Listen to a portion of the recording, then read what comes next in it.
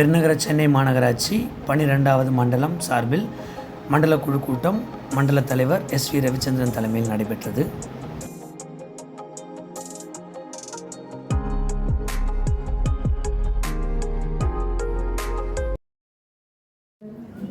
அது நம்ம ஏரியாவில் கொஞ்சம் பொருள் அது எல்லாமே கேட்டுட்டு இருக்காங்க.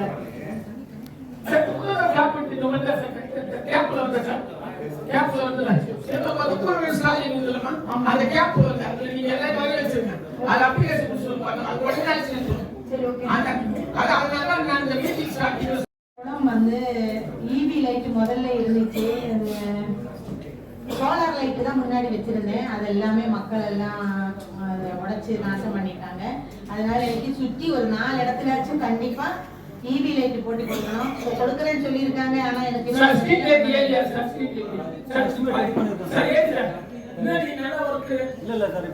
ஒரு லைட்டுமே இப்ப எரியறது இல்ல. அதுக்கு ஏதாவது ஒரு வழி சார் நேற்று கூட இப்ப 150 குளம் வழிபாக்க பஸ் ஸ்டாண்ட் பக்கத்துல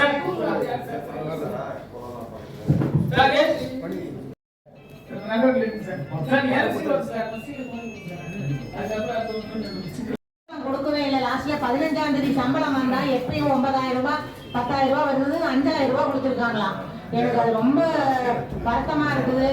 காலையில 6 மணில 8 மணி வரை வேலை செய்யறவங்க ஜூன் 30 முடிஞ்சிச்சு சார். உட்காந்து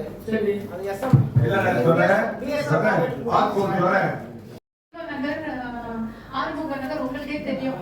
பேசிட்டு ரோட்ஸ் போட மாட்டேங்கிறாங்க. அது என்ன இஷ்யூனா, அம்பேத்கர் சாலையில கோவிந்தசாமி நகர் ரோடு வந்து ஹைட்ல இருக்குன்னா இந்த நகர் மட்டும் நடுவுல மாட்டிட்டு இருக்கு. டவுன்ல ஆர்மூர் நகர், ஜீவன் நகர். சோ மழை வந்தா கண்டிப்பா அங்க தண்ணி தேங்கி நிக்குது. மோட்டர் எப்படி வைக்கிறோம், அதே எமர்ஜென்சி பேசிஸ்ல அங்கேயும் கேட்கறாங்க. அட்லீஸ்ட்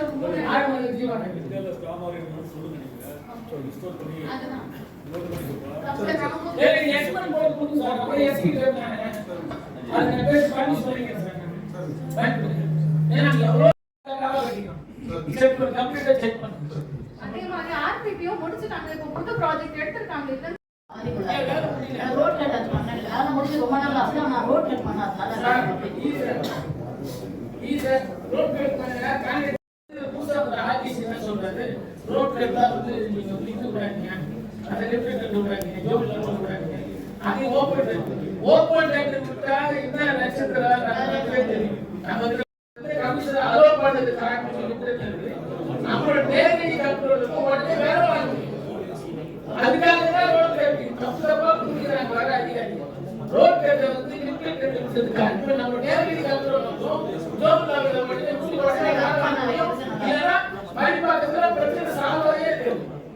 அதனால தான் அதிகாரி தப்பா புரியுறாங்க. ஓபன் டெண்டர் விட்டா மொத்தமா எழுதி உட்கார்ந்து பெருநூறு ரோடு எப்ப போனானே தெரிய மாட்டேங்குது. கசிய ரோடு எடுத்துனா போடணும். கான்ட்ராக்ட் பார்க்க முடியல. 2 பேர் பண்ணிட்டு இருக்காங்க. ஆனா அவங்களால பண்ண முடியல. ரீசெட்டிங் பண்ணனும். ரீசெட்டிங் எப்படின்னா அது கான்ட்ராக்ட் தான் செய்யறது. டேட்டா கேட்கறாங்க. அவங்க வாங்கவேல மாட்டேங்கறாங்க. அது பண்ண முடியாது. நாங்க காமாயில இருந்தா என்ன பண்ண முடியும் அப்படினு போயிடுறாங்க. அவங்க வர மாட்டாங்க. பப்ளிக்கோட இது வந்து அந்த மழைநீர் வடிகளை வரதே இல்லை. பார்க்கிங் கல் மாதிரி போட்டாங்க. அந்த குழந்தைங்க உட்காந்துருக்காங்க. அந்த வந்து ஸ்டார்ட் பண்ணதோட சரி அந்த ஒர்க். இன்னும் வேலை ஃபினிஷ் பண்ணவே அந்த ஒர்க் பண்ணவே அந்த contractor. Health and wellness centre open பண்ணதால டாக்டர் பேஷண்ட் நானும் போய் உட்கார முடியாது உள்ள. இப்போ ஆஃபீஸ் போகாமலே இருக்கும். 1 வீக் ஆஃபீஸ் இல்லை. நான் ஹெல்த் அண்ட் வெல்னஸ் வந்து நியரிங் ஃபினிஷிங் செஞ்சு 90% கொடுத்துருந்தோம். ஹெல்த் டிபார்ட்மெண்ட்ல அது கம்ப்ளீட்டட் ஆயிடுச்சு. எங்க நாலேஜுக்கும் சொல்ல, அன்னைக்கு இருந்த நாலேஜுக்கும் சொல்ல, அவங்க பாட்டு கம்ப்ளீட் கொடுத்துட்டாங்க. அந்த ரூம்ல தற்காலிகமா மேடத்தை உட்கார வச்சிருந்தேன். மேடமோட பில்டிங் புதுசா கட்டுறேன். ஹெல்த் டிபார்ட்மெண்ட் ஓபன் பண்ண சொல்லிட்டாங்க. ஓபன் பண்ணியாச்சு. மேடம் உட்கார்ந்து கேட்டாங்க. ஸ்டோர் ரூம் மாரி இருந்தது, அதை ரெடி பண்ணி வச்சிருக்கோம் சார். அந்த இடத்துக்கு வந்து இப்போ இன்னும் 2 டேஸ்ல ஒர்க் கம்ப்ளீட் ஆயிடும் சார். அந்த டாக்டர் மட்டும் அங்கே கொண்டு போய் ஷிஃப்ட் பண்ணிட்டாங்க. அதுதான் சார் 2 நாள் இல்லை சார். அங்கே கிளியர் பண்ணி கொடுத்துருவோம் சார். இந்த 2 நாள் பெயிண்டிங் ஒர்க் நீங்க பண்றாங்க சார். ஒரு 2 நாள் மட்டும் sir. Tender, work order, as எல்லாமே இந்த 5 மாசத்துக்குள்ள தான். ஒர்க்கு நம்ம ஸ்டார்ட் பண்ணிட்டா போயிட்டு இருக்கலாம். எல்லாம் உங்களுக்கு தெரியாதவங்க புதுசா நான் சொல்லல. ஏன்னா ஜனவரிக்கு பிறகு நமக்கு வந்து கோட் ஆஃப் கான்டக்ட் வரக்கூடிய சூழ்நிலை இருக்குது. ஏன்னா மார்ச் அல்லது ஏப்ரல்ல நமக்கு தேர்தலுக்கான வாய்ப்பு இருக்கிற காரணத்தினால் அதிக காலம் இல்லை. இப்ப 7ஆம் மாசம் போயிடுச்சு, ஜூலை போயிடுச்சு. நம்ம அது பிறகு 5 மாசம் தான்.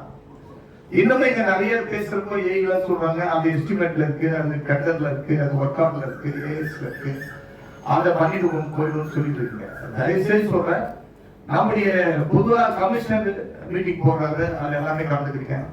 நம்ம இந்த மீட்டிங் முடிஞ்சவொடனே நம்முடைய உதவி ஆணையர் எல்லாம் ஒரு மீட்டிங் போடுறீங்க.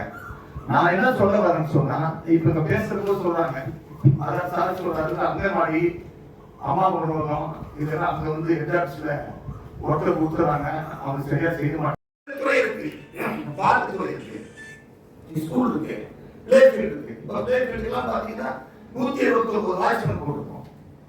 அதே ஸ்கூலுக்கு இப்ப 417 வாட்ச்மேன் போடுறோம். இந்த நிர்வாகம் பிரச்சனை இருக்கு.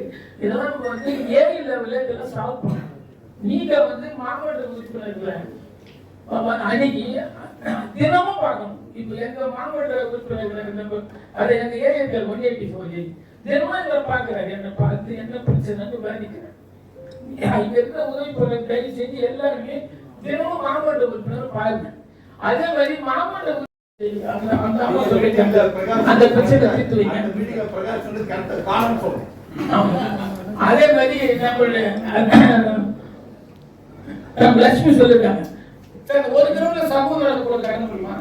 அது ஒரு கிராமத்துல கிராமத்துல அந்த நிலைப்பாடை வந்து நீங்க விசாரிச்சு அந்த நிலத்துடைய அந்த தன்மை விசாரிச்சு சட்டத்தில் ஒரு சமூகத்தில் கட்டக்கூடிய அந்த வாய்ப்பை ஏற்படுத்தி கொடுக்க கேட்டுக்கொண்டு நம்மளுடைய கல்வி நிலைக்குழு சொன்னா இன்னொரு நமக்கு ஒரு 5 மாசம் தான் கையில் இருக்கு. இதில் அதிகாரிகள் தயவு செஞ்சு மத்தமா இருக்க வேண்டாம். ஆம்பளை கை தெரிஞ்சு அதுக்கு ஆதரவு கொடுங்க. அதை மருத்துவர்கள் இல்லைங்க.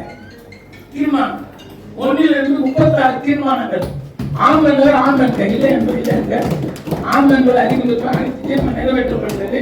இந்த அனைத்து 36 தீர்மானம் நிறைவேற்றி கொடுத்த அனைத்து மாவட்ட உறுப்பினர்கள் நன்றி தெரிவித்துக் கொண்டு வழக்கம் போலதான்